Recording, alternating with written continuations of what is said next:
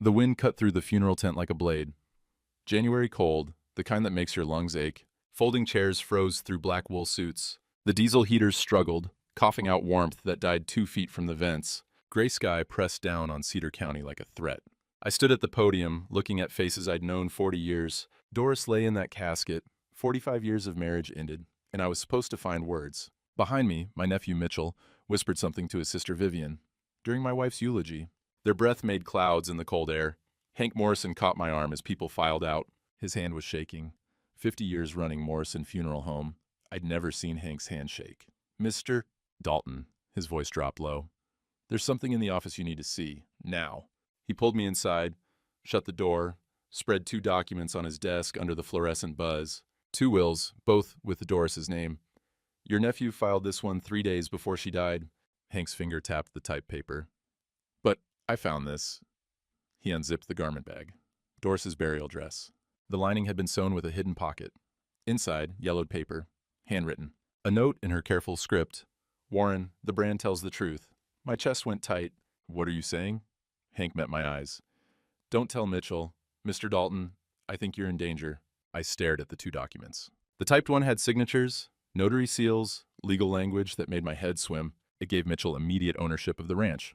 All 1,200 acres, the cattle, equipment, everything. Said I'd signed power of attorney 6 months ago. Said Doris had agreed to transfer everything to younger, capable management. I'd never signed anything. Doris would have gutted anyone who suggested selling. The handwritten will was different. Her actual handwriting, the loops and slants I'd seen on grocery lists and birthday cards for 45 years. It left the ranch to me for life, then to Roy Tucker's grandson Jake when I passed. Keep it in ranching families. Keep it working land. The signature. I picked up the typed version. Look at the D in Doris. That's not how she wrote it. Hank nodded. I noticed that too. Mr. Dalton, your nephew filed this will while your wife was still in hospice. He had it notarized, registered with the county. Legally, as of right now, he owns your ranch. The room tilted slightly. That's fraud. Yes, sir, but he's got the paperwork. Court-filed paperwork. Hank touched the handwritten will carefully. This one, hidden in her dress lining. She knew something was wrong. She was protecting you. I read her note again. Warren, the brand tells the truth. The brand. She'd asked about Bess that last week. Our oldest cow, number 47. Asked if I still checked her, if I remembered the day we branded her together 40 years back. I need to make a copy of this, I said. Already done. Hank pulled an envelope from his desk drawer. Originals for you, copies locked in my safe. And Mr. Dalton, be careful. Mitchell's been calling me twice a day, asking when the burial's scheduled, when he can begin estate proceedings. Man's in a hurry. My truck's engine complained in the cold. I sat in the parking lot, hands gripping the steering wheel, reading Doris's note over and over. The smell of the funeral, lilies and furniture polish, clung to my suit. The brand tells the truth. 40 years ago, we'd have branded Bess together. Spring morning, me working the chute, Doris heating the iron. She'd laughed when Bess kicked, said that cow had more fight than sense. We'd given her the 47 brand. Our 47th cow that year, the start of building the herd. My phone buzzed. 17 missed calls, all Mitchell. I scrolled to his voicemail. Uncle Warren, I know today's difficult, but we really need to discuss estate transition. I've been consulting with developers. There's significant interest in the property. The May cattle auction would be the perfect liquidation window. Clean break, fresh start for everyone. Call me back. May auction, 3 months away. He was already planning it. Already counting money from selling my life. I drove home on roads I'd known since childhood. Past Roy Tucker's place, his porch light on, coffee probably brewing at 5 a.m. like always. Past the Morrison place, where Hank's grandfather had started the funeral business in 1947. Past fields my grandfather had broken with a team of horses in 1943. The ranch gate appeared in my headlights. Someone had changed the chain. New lock. I got out, checked the fence post. The old lock lay in the dead grass, bolt cutters clean through it. Fresh tracks in the frozen mud. Truck tires bigger than mine. Mitchell had already been here. I used my spare keys on the house door. Inside smelled wrong. Coffee, but I hadn't made any. Boot prints on the kitchen floor. Not my boots. On the table, a stack of papers. Temporary management agreement typed across the top. My name on signature lines, dated today. A note in Mitchell's handwriting. Found these in Mom's papers. Just need your signature to make everything official. Don't worry about the details. I've got it handled. Behind me, headlights swept across the window. Truck engine, that deep rumble of a new diesel. The kind that cost $80,000. Mitchell's voice carried through the door. Uncle Warren, saw your truck. We need to talk about tomorrow. I folded Doris's note, tucked it in my shirt pocket. Put the handwritten will in the kitchen safe behind grandfather's photo. The typed version, Mitchell's forgery, I left on the table where he'd see I'd found it. The doorknob turned. Mitchell let himself in with a key I hadn't given him. Uncle Warren, he smiled, but his eyes went straight to the papers on the table. I hope you don't mind. I had some locks changed. Security, you know. At your age, we can't be too careful. The church basement smelled like weak coffee and casseroles going cold. 40 people, maybe 50, picking at food they'd brought to comfort the widower. I stood by the door, wanting to leave, but Pastor Frank kept steering mourners my way. Warren's holding up well, he'd say. Strong faith gets us through. Mitchell worked the room like a politician, shaking hands, accepting condolences, talking in that smooth voice he'd learned at law school. Vivian stayed close to him, her CPA smile fixed in place. They moved through the crowd together, whispering. I watched them corner Mrs. Patterson from the bank, watched Roy Tucker's face go hard when Mitchell put a hand on his shoulder, watched Pastor Frank nod along to something Vivian was explaining with her hands. Could I have everyone's attention? Mitchell tapped a spoon against a coffee cup. The room quieted. I know this is a difficult time, but I want to thank you all for supporting Uncle Warren. As family, Vivian and I feel responsible for making sure he's taken care of. Murmurs of approval rippled through the crowd.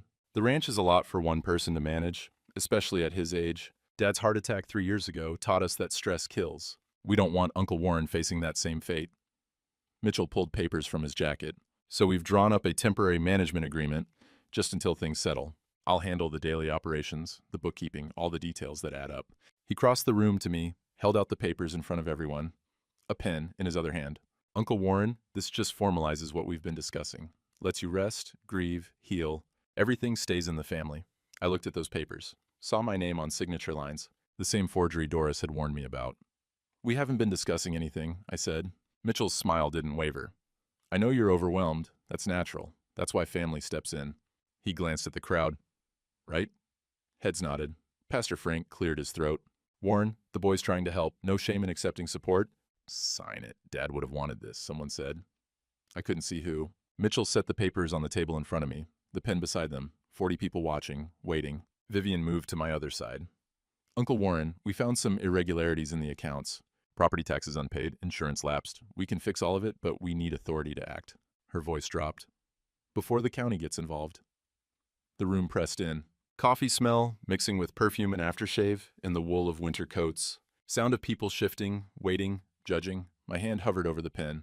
Roy Tucker's voice cut through. Warren, you don't have to sign a damn thing you don't want to sign. Mitchell turned. Roy, with respect, this is family business. Warren's been my neighbor 50 years. That makes it my business. The temperature in the room shifted. Pastor Frank stepped forward. Gentlemen, this isn't the time or place, so I'm not signing. I pushed the papers back across the table. Mitchell's smile finally cracked. Uncle Warren, you're not thinking clearly. Grief affects judgment. That's why we have these safeguards. These legal protections for what? Old men who don't know their own minds? I stood up. My knee popped, loud in the sudden quiet. I know exactly what I'm looking at. I know what you filed with the county 3 days before Doris died. Vivian's face went pale. This isn't the place, Mitchell said, voice tight now. We should discuss this privately, with your lawyer present. If you have one, if you've thought that far ahead. The implication hung there. Old man, confused, can't handle his own affairs. I walked out. Behind me, voices rose. Mitchell saying something about diminished capacity and duty of care. Pastor Frank trying to calm everyone down. Roy's boots following me up the stairs. Outside, the cold air hit like salvation. Roy caught up, handed me my coat. That boy's planning something, Roy said. Already done it. He forged Doris's will, filed it while she was dying. I showed him the note. Warren, the brand tells the truth. Roy read it twice. What's she mean? I don't know yet, but I'm going to find out. 2 days later, I sat across from Grace Chen in her law office. New to town, moved from Lincoln 6 months back. Her desk was organized like a military operation. Files stacked by color, pens lined up, coffee cup on a coaster that said, estate law, because family drama needs lawyers. She read through both wills, made notes on a yellow legal pad. Outside her window, snow started falling, light, dry flakes that wouldn't amount to much. This is fraud, she said finally. Clear forgery. The signatures don't match, the dates don't align with your wife's condition timeline, and the power of attorney is backdated to a period when, according to her medical records, she was fully competent and would never have agreed to this. Relief flooded through me. So we file an injunction, get it thrown out. Grace set down her pen. Mr. Dalton, it's not that simple. Your nephew's will is already filed with the county. It has a notary seal, witness signatures, full legal formatting. The burden of proof is on us to prove forgery, and proving forgery requires either the original documents for forensic analysis or concrete evidence of fraud. I have the original. I showed her Doris's handwritten will. She examined it carefully. This helps, but a handwritten will found after death, without witnesses, hidden in burial clothes, a judge will question its validity. Your nephew will argue it's not legally executed, that you fabricated it, that your grief is making you confused. The word again, confused. They've already started that narrative, I said. At the funeral reception, Mitchell made sure everyone heard him say I wasn't thinking clearly. Grace nodded. Classic elder abuse tactic. Isolate the victim, control the narrative, make everyone doubt the victim's competence. She pulled out another file. I did some research after you called. Your nephew has significant debts. 3 failed real estate investments in Omaha, all foreclosed. He owes private investors roughly $200,000. So he needs my land. He needs it fast. Those investors aren't banks. They're the kind who break kneecaps when payments are late. She leaned forward. Mr. Dalton, without the original notarized will or solid proof of forgery, I can't get a judge to issue an injunction. The county clerk showed me Mitchell's filing. It has every legal requirement met. On paper, it's airtight. The snow outside was picking up, covering the ground in white that would be mud by tomorrow. What do I do? Grace closed the folder. You find proof. Documents, recordings, witnesses, anything that shows your nephew planned this fraud. And Mr. Dalton, you do it fast? Because once he files for that May auction, the court considers it asset liquidation during probate. Legal and binding. I stood to leave. My reflection in her window looked old. 78 years old, suddenly fighting my own nephew for land my grandfather broke. Grace's voice stopped me at the door. One more thing. Last month, a case came through from the 1890s. Homesteader named Erickson died with no will. His daughter found a handwritten document sewn into his burial suit. The judge honored it, cited testamentary intent through extraordinary measures. It's precedent. Not strong, but it exists. What do I need to make it work? Proof your wife feared fraud. Diary entries, letters, witnesses who heard her express concern. Something showing she deliberately hid this will as protection, not accident. I thought of Doris's last weeks. Her questions about Bess. Her making me promise to check the brands every month. Her telling Roy to watch over Warren like she knew something was coming. I'll find it, I said. Outside, the snow was already melting on the sidewalk. Winter in Nebraska, nothing stayed frozen forever. Roy's kitchen smelled like coffee and bacon grease. 5 in the morning, dark outside, but his truck was already warming in the drive. Rancher hours. Up before the sun, work done before most people hit snooze. He poured 2 cups without asking, set one in front of me. The steam rose in this dim light over his kitchen table. Outside, wind rattled the window frames. You look like hell, Roy said. Didn't sleep. Mitchell? I nodded, wrapped my hands around the mug, feeling the heat. Grace says without proof of forgery, I've got no case. Judge won't even hear it. Roy sat down heavy, 71 years old, joints complaining in the cold. We'd been neighbors since we were 18, helped each other through droughts and blizzards and cattle prices that should have bankrupted us both. There's something I didn't tell you at the funeral. He looked into his coffee. Last Tuesday, around 10 at night, I was checking fence line near your south pasture. Saw a truck parked at your barn, not yours. New F-350, black, fancy rims. 2 men talking with Mitchell. What men? Didn't recognize them. But one had a briefcase, the other was taking photos of your land with a surveyor's camera. Professional equipment. They were out there an hour, walking your property lines, measuring. The coffee turned bitter in my mouth. Developers. That'd be my guess, and Warren. Roy met my eyes. This was the Tuesday before Doris passed. He was already planning the sale while she was still alive. The refrigerator hummed. Somewhere outside, Roy's cattle were waking up, starting their morning sounds. Normal ranch noises. Everything normal except my nephew was stealing my life while I slept. I'll testify to that, Roy said. In court, affidavit, whatever Grace needs. And I'm not the only one. You remember those handshake deals you made? Fence repair with Dale Henderson, equipment lease with Tom Warner, cattle loans with Bob Mitchell. No relation to your nephew, thank God.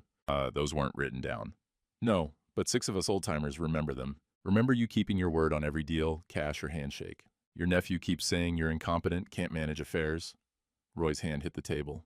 We'll line up and tell the judge exactly how competent you are. How you've run that ranch sharp for 50 years. Something loosened in my chest. You do that? Warren, we're not letting some slick city boy steal your land. Not while we're breathing. He refilled both cups.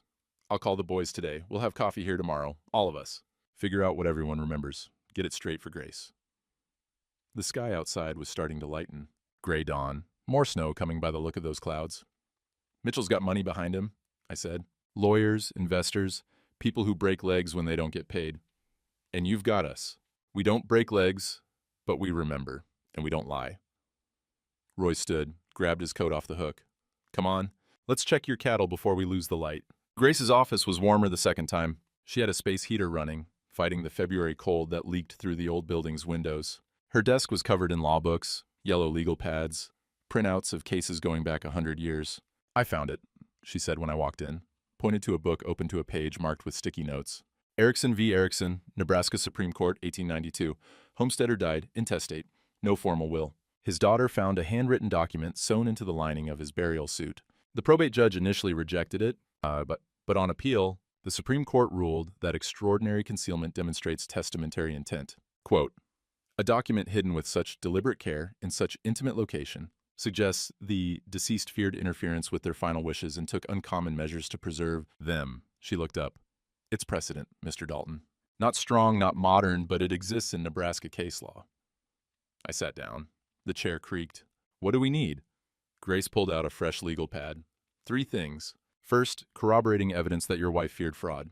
Diary entries, letters, conversations with friends or doctors. Anything showing she deliberately concealed this will. I'll look. She kept notebooks for the ranch.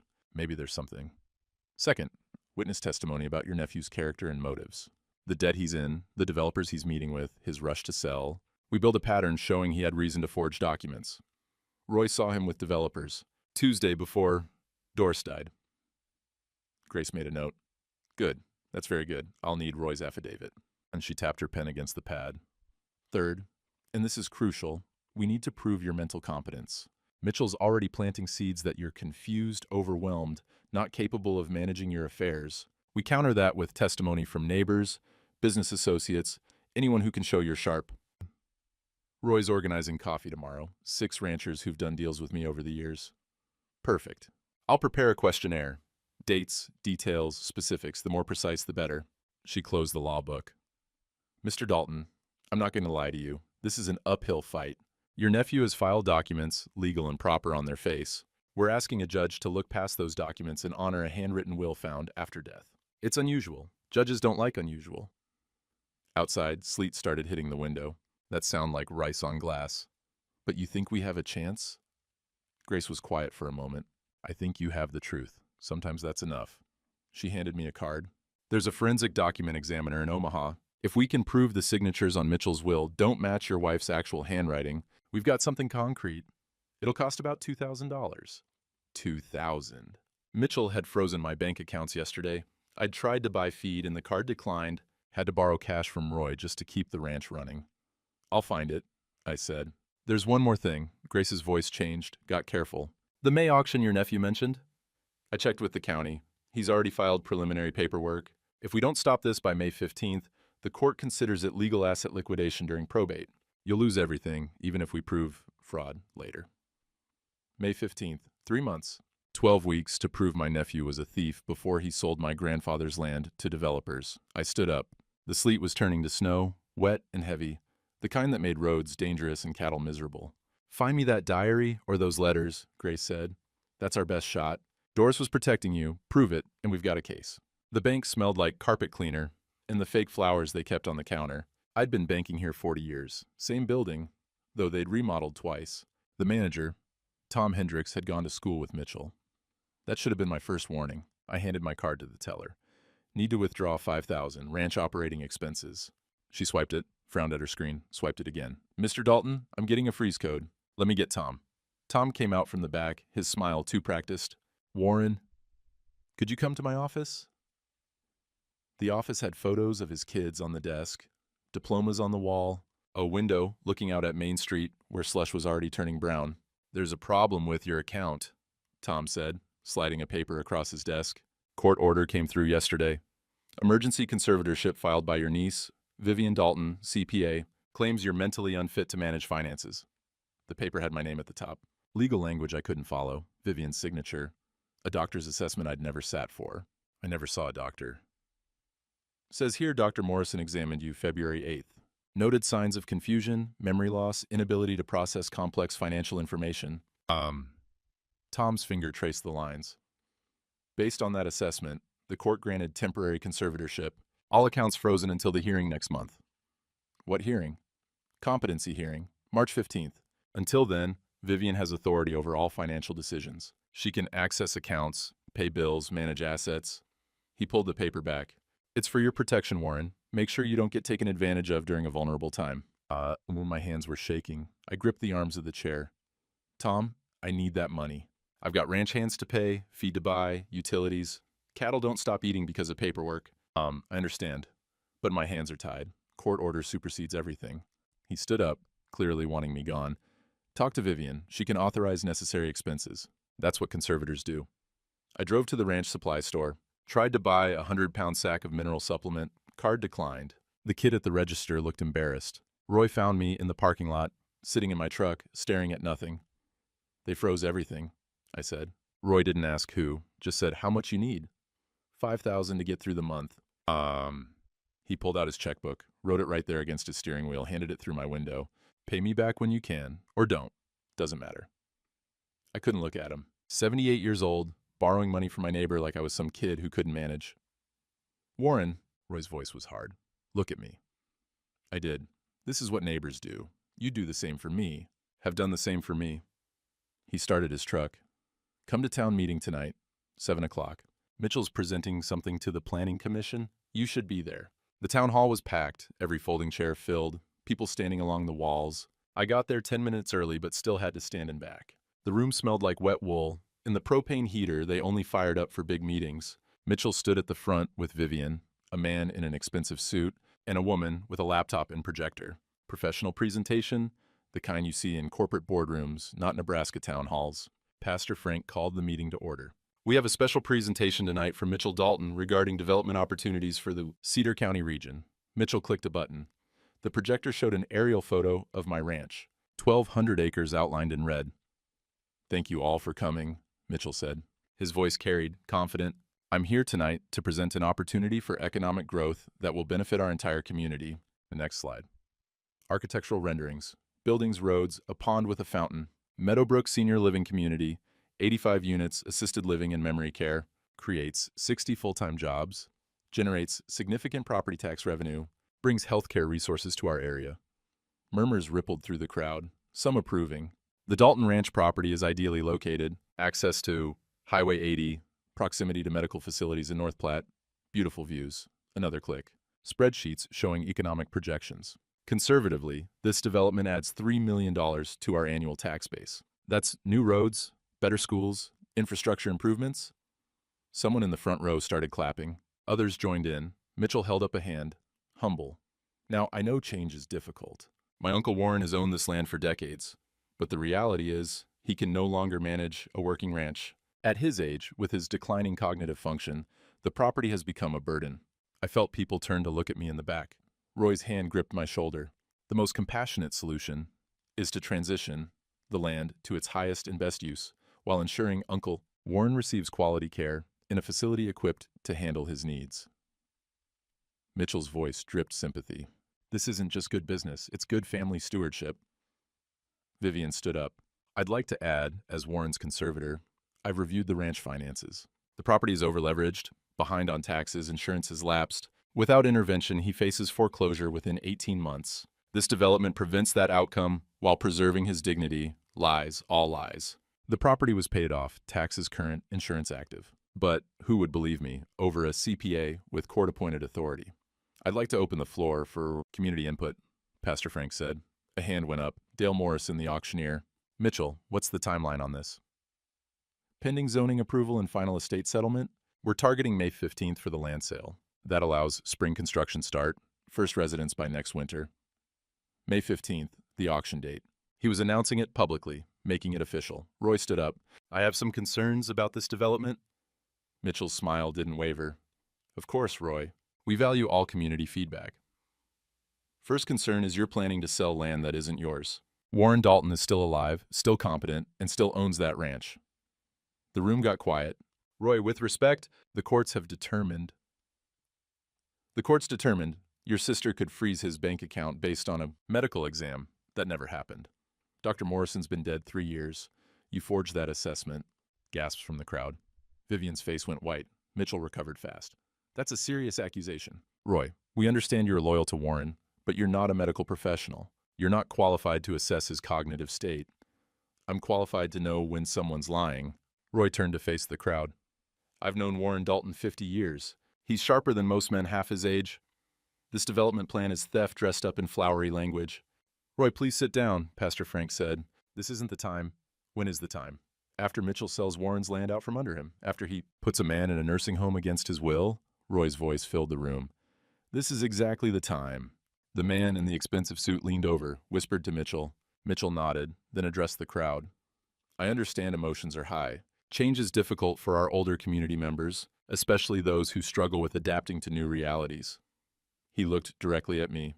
Uncle Warren, I know this is hard, but Vivian and I are doing this out of love. We want you safe, cared for, without the stress of managing assets you can no longer handle.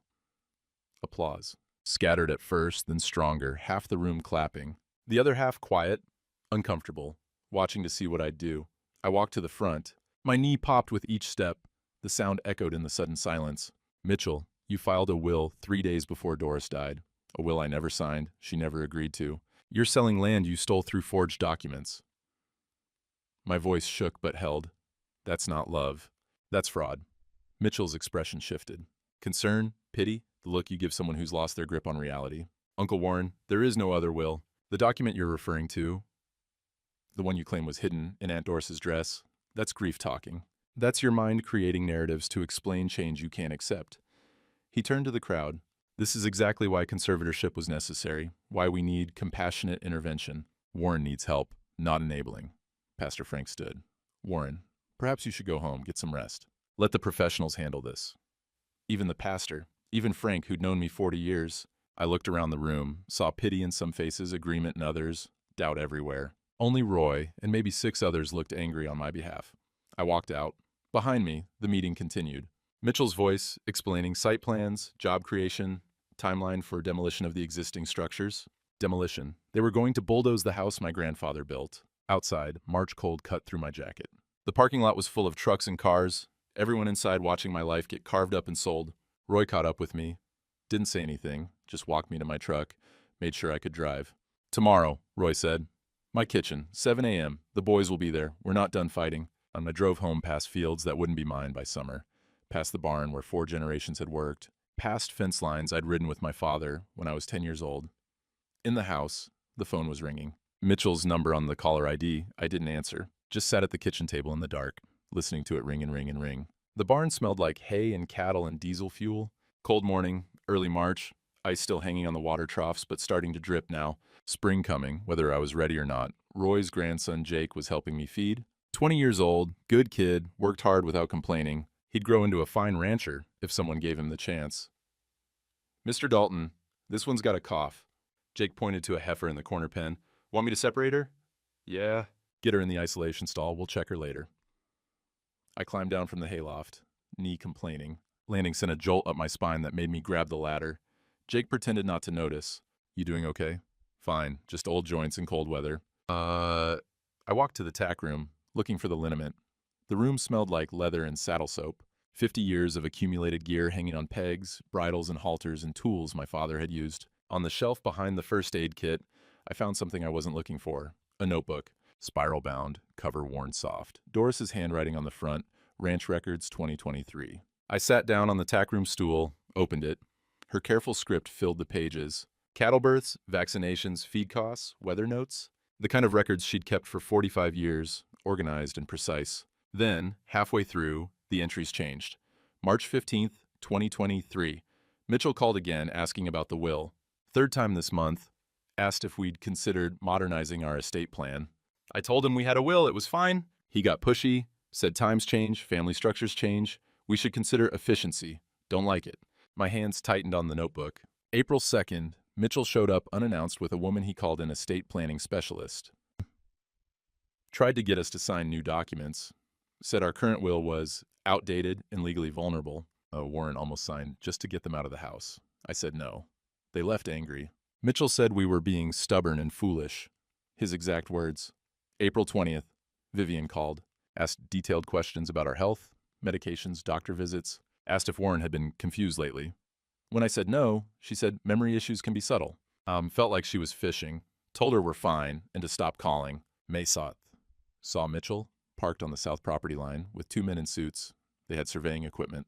When Warren drove out to ask what they were doing, Mitchell said he was just showing some friends the family land, but they were measuring, taking photos. Warren didn't notice, but I did. The entries continued through summer and fall, each one documenting Mitchell's pressure, Vivian's probing questions, their increasing urgency about the will and estate planning. The last entry was dated January 10th, 4 days before Doris died. The doctor says it's weeks now, maybe days. Mitchell doesn't know yet. We haven't told anyone. But I know what he'll do when I'm gone. He'll go after Warren, try to take the ranch. I've hidden the real will where Warren will find it when he needs it. Told Roy to watch over him. The brand will tell the truth. Warren will understand when the time comes. I just hope it's enough. I'm so tired. I sat there holding the notebook, the smell of leather and hay and old wood around me, and felt my wife reaching across death to protect me one more time. Dalton? Jake's voice from the barn. You okay in there? I wiped my eyes. Yeah, fine. Be right out. I tucked the notebook inside my jacket. Evidence. Proof Doris had feared exactly what happened. Grace would know what to do with this. Outside, Jake was working with Bess, our oldest cow. She stood patient in the chute while he checked her hooves. Number 47, branded 40 years ago when Doris and I were young and thought we had forever. The brand. Doris's note said the brand would tell the truth. I walked over, looked at Bess's hide. The 47 was clear, faded some with age but still readable, nothing unusual, just the mark we'd put on her decades ago. She's in good shape, Jake said. Amazing for her age. Most cows don't make it this long. She's tough. Doris always said Bess had more fight than sense. Jake ran his hand over the brand. Huh. There's something weird here. See how the hair grows different? He traced a pattern with his finger. Almost looks like there's scarring under the old brand, like someone worked on her recently. I looked closer. He was right. Fresh scar tissue, barely visible under winter hair. Someone had done something to this cow's hide. Careful and deliberate. The brand will tell the truth. Jake, help me get her into the exam chute. I need to look at this closer. Grace's office phone went to voicemail. I tried her cell. Same thing. Left a message. It's Warren Dalton. Found Doris's diary. She documented everything. Mitchell's pressure, the developers, all of it. Call me back.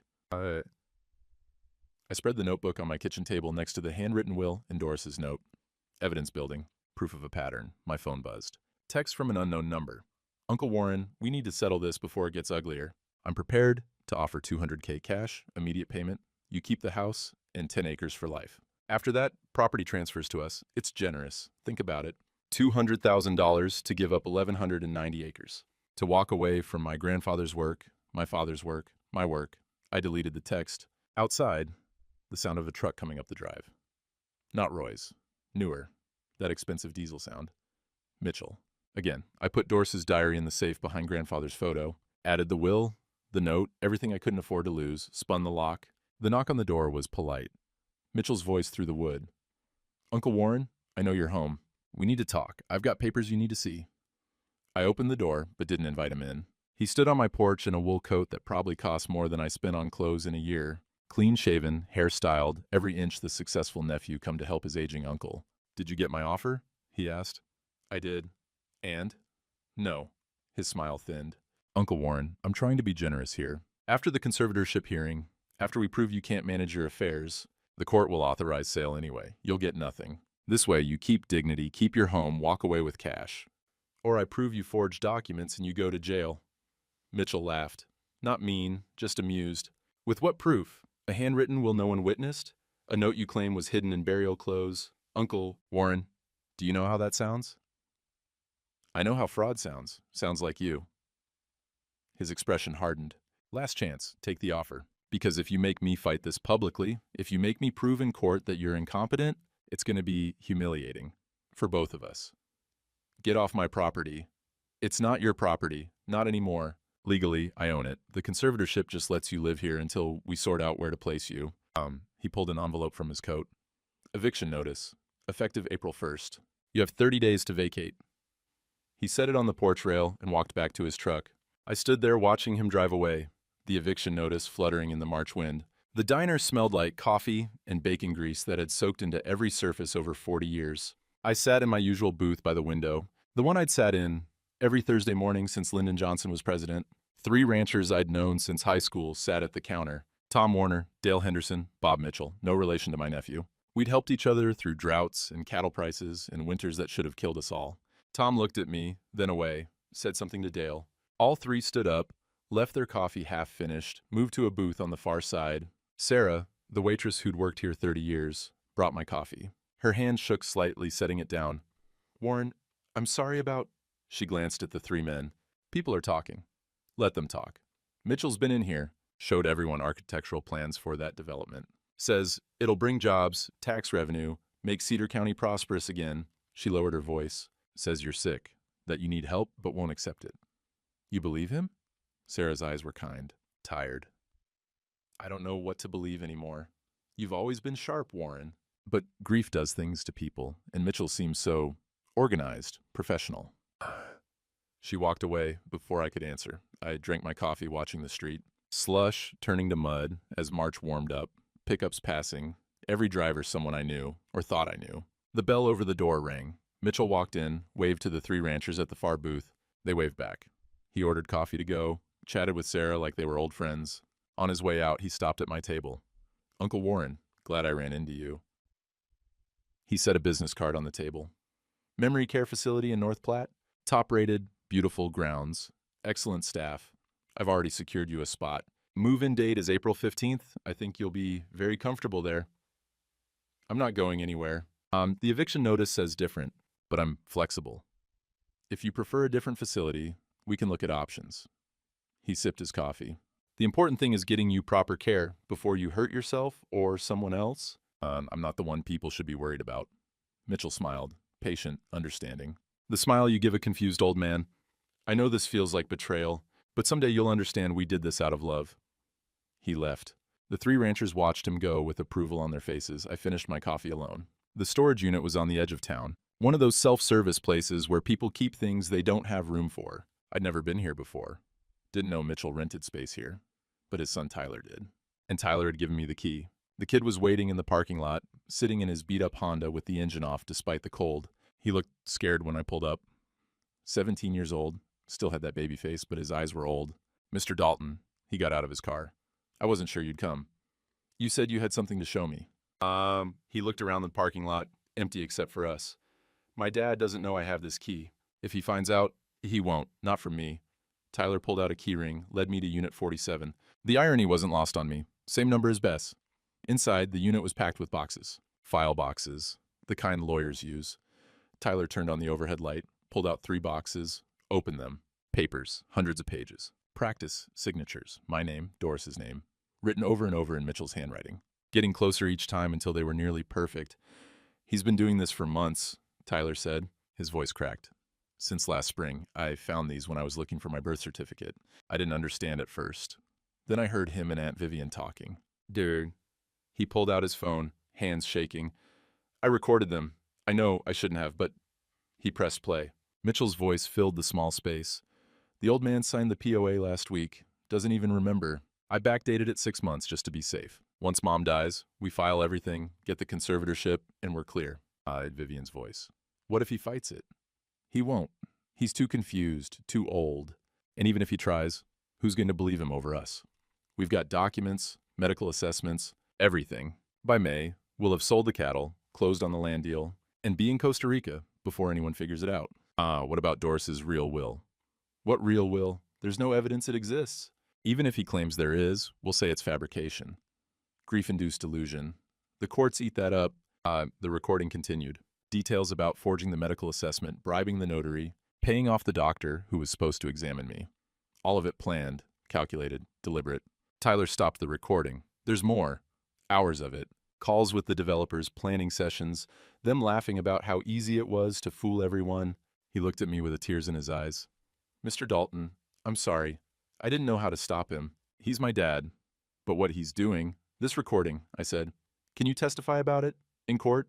Yes. I'll testify against my own father, if it stops this. Tyler wiped his eyes. He used to be different. Before the money problems, before the gambling, he used to be... I don't know, not this. I put my hand on the kid's shoulder. You're doing the right thing. That takes courage. My mom left him last month. She knew something was wrong, but not what. When I told her, she said she'd testify too if you needed her. Tyler closed the boxes. Can I help you carry these to your truck? We loaded 6 boxes of evidence. Forged signatures, practice documents, bank statements showing Mitchell's debts, contracts with the developers. Everything Grace would need. Tyler, why are you helping me? This is your inheritance too. He looked at me. Because it's wrong. And because Mrs. Dalton, your wife, she used to bring me cookies when I was little. Used to let me help feed the calves when Dad was too busy with his deals. She was kind. He slammed the truck tailgate. Kind people deserve justice, even if it costs me everything. I drove to Grace's office with 6 boxes of evidence and a recording that would send my nephew to prison. Grace listened to the recording twice, made notes on her yellow legal pad, examined the practice signatures through a magnifying glass. This is extraordinary, she said finally. Mr. Dalton, with this evidence and Tyler's willingness to testify, we don't just have a case. We have a criminal case. Fraud, forgery, elder abuse, conspiracy. Mitchell and Vivian are looking at serious prison time. What do we do? First, I contact the sheriff. This is beyond civil court now, and she organized the documents into piles. Second, we file emergency motions to reverse the conservatorship, unfreeze your accounts, and void the eviction notice. With this evidence, the judge will act immediately. And the ranch? The forged will is void. The power of attorney is void. Everything Mitchell filed is fraudulent. Combined with your wife's diary and the precedent from the 1890s case, your handwritten will stands. She smiled. Mr. Dalton, you're going to keep your ranch. Relief flooded through me. I sat back in the chair, felt tension drain from muscles that had been tight for weeks. There's one thing I still don't understand what I said. Doris's note, the brand will tell the truth. I found her diary. I have Tyler's recording. But I can't figure out what she meant about the brand. Grace was quiet for a moment. Maybe it's not literal. Maybe she meant your reputation, your integrity, the mark you've made on this community. That's what will prove the truth in the end. Maybe. But I kept thinking about Jake finding that fresh scarring under Bess's old brand, something Doris had done deliberately, carefully, in her last weeks. The brand will tell the truth. I just had to figure out what truth Bess was hiding. My phone rang. Roy. Warren, the auction house called. Dale Pritchard wants to talk to you about the May cattle auction. Says it's important. Can you meet him there in an hour? I'll be there. Grace gathered the evidence. I'll file these motions today. And Warren, we're going to win this. Your wife made sure of it. Midnight. The house creaked in the dark, those settling sounds I'd heard for 50 years, but tonight felt different. Threatening, I sat at the kitchen table with the lights off, staring at Doris's photograph on the wall. 45 years. Her smile in that photo. The one from our 30th anniversary. Happy, safe, trusting me to protect what we'd built. And I'd almost lost it all. On the table, Mitchell's latest offer. Delivered by courier this afternoon, $500,000, cash, keep the house in 20 acres, sign a confidentiality agreement, walk away, $500,000. More money than I'd see in 5 lifetimes of ranching. My hand touched the pen, the paper. Outside, wind moved through the bare trees. Spring coming, but tonight felt like the dead of winter. I thought about Tyler, 17 years old, willing to destroy his relationship with his father, to do the right thing. Thought about Roy, offering me money without asking when I'd pay it back. Thought about Grace, working pro bono because she believed in justice. And here I sat, old man with bad knees and a mortgage paid off 40 years ago, considering surrender because I was tired. The pen touched paper, Doris's handwriting on her last note. Warren, the brand will tell the truth. I set the pen down. She'd spent her final weeks protecting me, hiding evidence, documenting fraud, leaving clues, fighting for our life, even as cancer killed her. And I was going to sign it away for money, the photo on the wall, Doris's eyes looking at me across time. I'm sorry, I said to the empty kitchen. I'm so tired. I don't know if I can do this. The house was silent, no answer coming from photos or memories or prayers. I picked up Mitchell's offer. Read it again, the easy way out. Comfortable retirement, no more fighting, no more being called incompetent and confused in front of people who used to respect me. Just my signature. That's all it would take. My hand cramped around the pen. From the barn I heard it. Bess's low call. That specific sound Doris always answered. The one that meant water or feed or attention needed. I stood up. My knee popped. The night was cold when I stepped outside, mud sucking at my boots from the day's thaw. The barn light clicked on, fluorescent buzz fighting the dark. Bess stood in her stall, looking at me with those calm eyes that had seen 40 years of this ranch. What are you telling me, girl? She shifted, her hide catching the light. The brand. Number 47. Faded but clear. I ran my hand over it. Felt the scar tissue Jake had noticed. Fresh work, careful and deliberate. Doris had done this. In her last weeks, sick and dying, she'd worked on this cow. Why? I looked closer. The scar tissue formed a pattern under the hair. Not random, precise. Numbers. I grabbed the clippers from the tack room, carefully shaved a small patch around the brand. The fresh scarring revealed coordinates. 40.8 degree N, 102.3 degree DU. My hands shook. I knew these numbers. South pasture, corner property line. The place Mitchell had been surveying with those developers last spring. Doris had literally branded the truth onto this cow. I grabbed my phone, called Roy despite the hour. Warren, his voice thick with sleep. What's wrong? I need you at the ranch. Now, bring a shovel. It's midnight. Doris left me coordinates. I know where she hid something. Roy was silent for a moment. Give me 10 minutes. The auction house smelled like livestock and popcorn. Dale Pritchard was in his office, going through papers for the spring sale. He looked up when I walked in, waved me to a chair. Warren, thanks for coming. He poured coffee from a thermos, strong and bitter. I wanted to talk to you about the May 15th auction. Mitchell's been calling, says he's selling your entire herd that day. Liquidation sale. He doesn't have authority to do that. He's got court papers saying otherwise. Conservatorship documents, power of attorney, the works. Dale sipped his coffee. Warren, I've known you 40 years. Bought cattle from you, sold cattle for you, watched you build that herd from nothing. And I got to tell you, something feels wrong about this whole situation. It is wrong. Mitchell forged those documents. Dale nodded slowly. That's what I figured. So here's what I'm thinking. May 15th auction, it's scheduled, it's advertised. Mitchell's expecting it to go through. But there's a regulation. All cattle have to pass vet inspection day of sale. Disease check, brand verification, health certificate. I know the regulation. What you maybe don't know is I can request extended inspection on any animal I consider questionable. Older cattle, previous health issues, unclear brands. I got discretion to have Doc Jensen take his time. Dale met my eyes. Your oldest cows, they're going to need thorough examination. Very thorough. Could take hours to clear them for sale. Understanding hit me. You're giving me time, and I'm following regulations. If, during that examination, something comes up that needs addressing, well, we can't sell cattle that aren't cleared. He pulled out the auction schedule. Bess is listed here. Number 47, she's what, 40 years old? Doc Jensen's going to want to check her real careful. Dale, if you do this, Mitchell will come after you. Let him. I got 40 years of reputation in this business. Mitchell's got fancy lawyers and forged papers. Dale stood up, extended his hand. You need something at that auction. You let me know. I'll make sure it happens. I shook his hand. Why are you helping me? Because Doris used to bring my wife soup when she was sick. Because you taught my son how to handle cattle when he was scared of them. Because this is what we do in Cedar County. We take care of our own.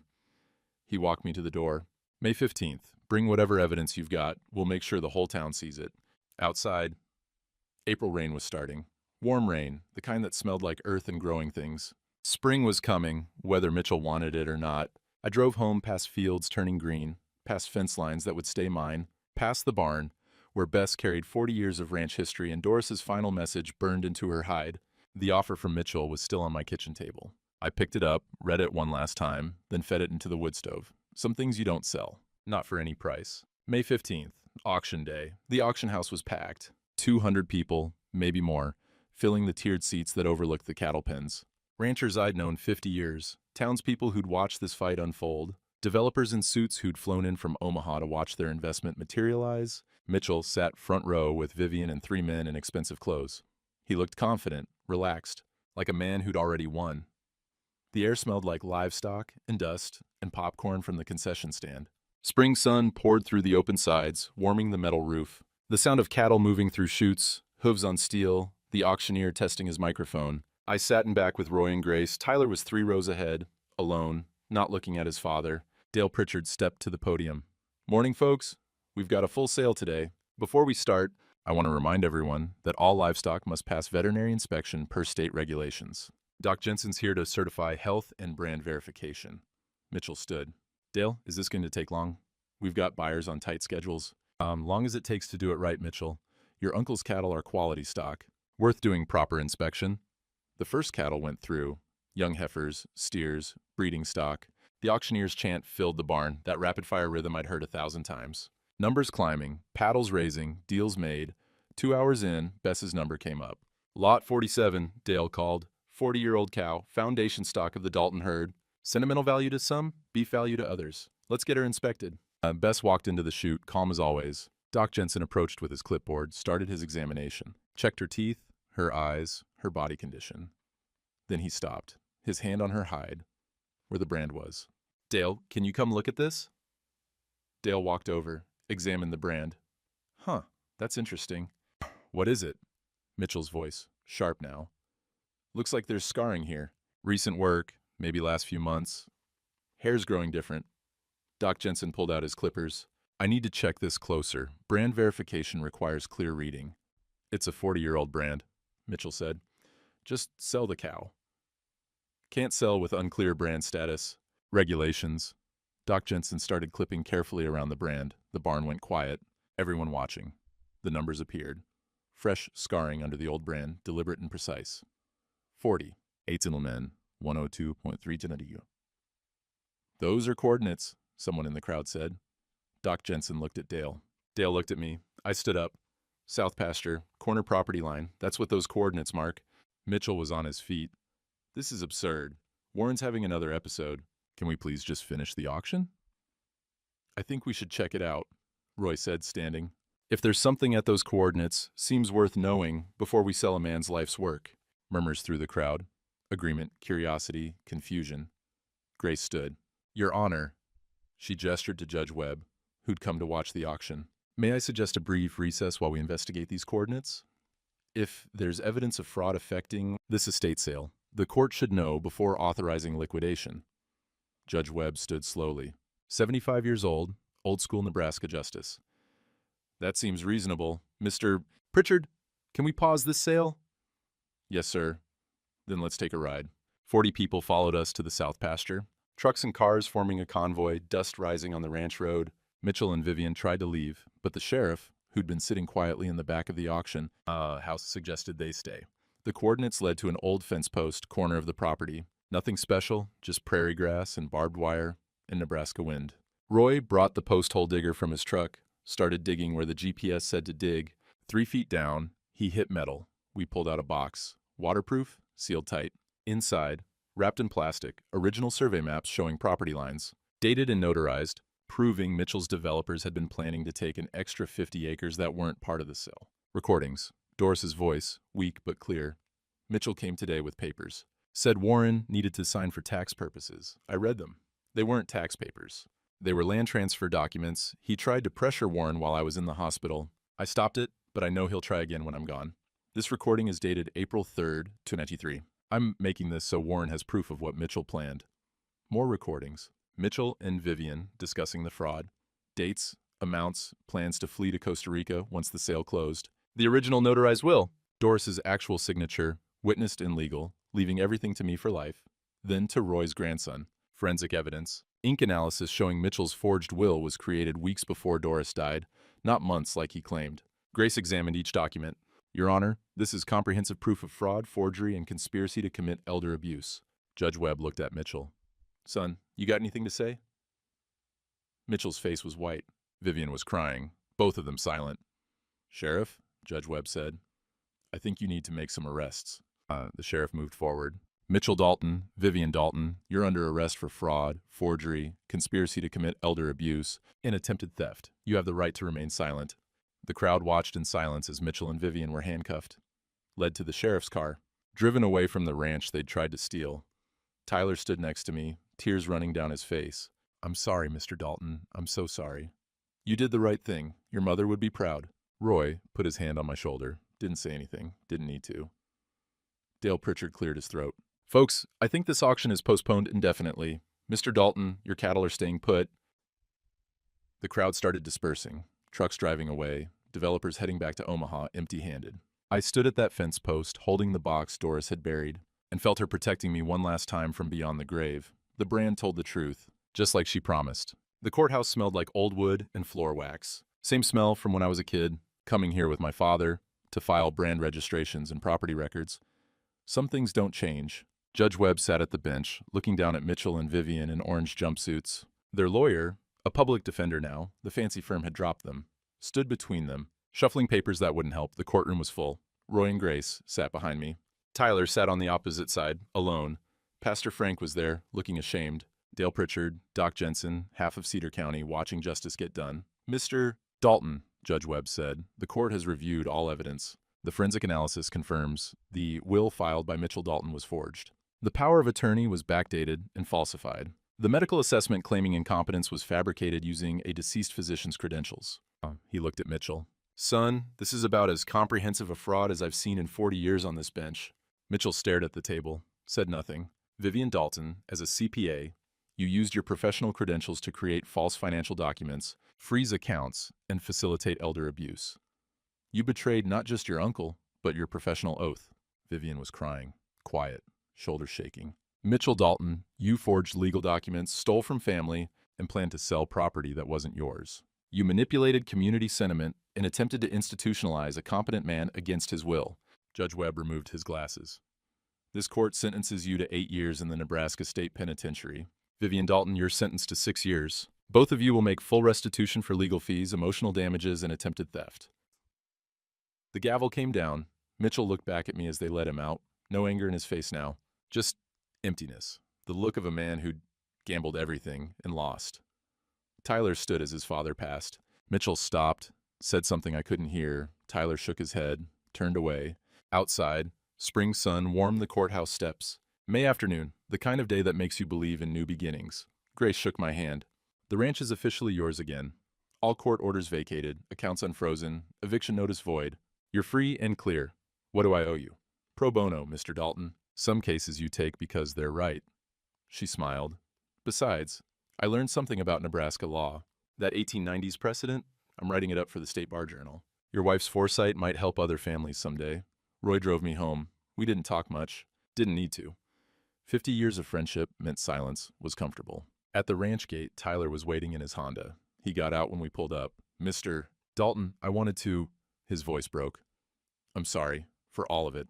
For not stopping him sooner. You stopped him when it mattered. That took courage. My mom's in Omaha. She's getting divorced, starting over. I'm going to community college in the fall, agribusiness program. And he looked at the fields. I was wondering if maybe I could work here this summer. Learn ranching. Real ranching. Not the kind my dad was planning. I looked at Roy. Roy nodded. Be here Monday morning, 5 a.m. Bring work gloves and a strong back. Tyler's face lit up. Thank you, Mr. Dalton. I won't let you down. He drove off, dust trailing behind him. You sure about that? Roy asked. His grandmother was a good woman. Kid deserves a chance to prove he's not his father. Evening now. I sat on the porch with coffee, watching the sun drop toward the horizon. The fields stretched green and growing, spring wheat coming up strong. Cattle grazing in pastures my grandfather had fenced 80 years ago. Bess was in the near field, her brand healed over. The coordinates that saved everything now hidden again under growing hair. She'd earned retirement. No more breeding, no more work, just prairie grass and sunshine for however long she had left. On the porch rail, Doris's photo, the one from our anniversary. I'd brought it out here to watch the sunset with me. You did it, I said to her. Saved everything. Even when you were dying, you were still protecting me. The wind moved through the cottonwoods. Somewhere, a meadowlark sang. My phone buzzed. Text from Jake, Roy's grandson. Mr. Tucker says I start working your place next week. Learning from the best. Thank you for the chance. The next generation. Learning the land, the work, the responsibility. Doris's will had left the ranch to Jake when I died. He'd earn it honestly, not through theft. Inside the house, I heard my phone ringing. Grace probably, with more paperwork to sign. Or the insurance company, or the bank, or one of 100 things that needed handling when you nearly lost everything and got it back. But that could wait. Right now, I sat on my porch in the spring evening, watching my cattle graze my land, drinking coffee my wife used to make, and feeling grateful. Mitchell had thought silence meant surrender. Turned out it was just preparation. The land remembers who loved it. And now it remembered who tried to steal it too. 3 weeks later, I sat on the porch at dawn with my coffee. The rain gauge showed 2 inches from last night's storm. Good for the wheat. I opened Doris's field notebook, wrote the date, the weather, the first report of growth in the northeast pasture. Continuing her work, keeping the record. The flowers I'd planted on her grave were blooming now, bright against the gray stone. Tyler had been there yesterday, left fresh wildflowers, Said it felt right to honor the woman who'd saved the ranch. Mitchell's sentencing had made the papers. 8 years. The developer's lawsuit collapsed when the fraud came out. Dale's auction house sold their equipment at pennies on the dollar. Roy bought some of it. Said it felt like justice. The land remembers who loved it and who tried to sell it. Doris was right about that. Right about checking the paper trail, about precision, about measuring twice, right about the brand telling the truth. They thought silence was surrender. Turned out it was just an old man learning his wife had been protecting him from the grave. From the barn, I heard Tyler's voice, talking with Jake about proper feed ratios. The kid had been here every morning at 5, never complained, worked until dark, learning the life his father had wanted to destroy. The sun cleared the tree line, warming the porch boards. The fields stretched green toward the horizon. Bess grazed near the fence, her brand hidden under summer hair but carrying the coordinates that changed everything. Some battles you win with noise. This one I won with a dead woman's foresight, a cow's hide, and a grandson brave enough to betray his father. But the real victory wasn't in the winning, it was in the staying. In the morning, coffee in the rain gauge and the field notebook that would outlast us all. The land remembers, and so would I.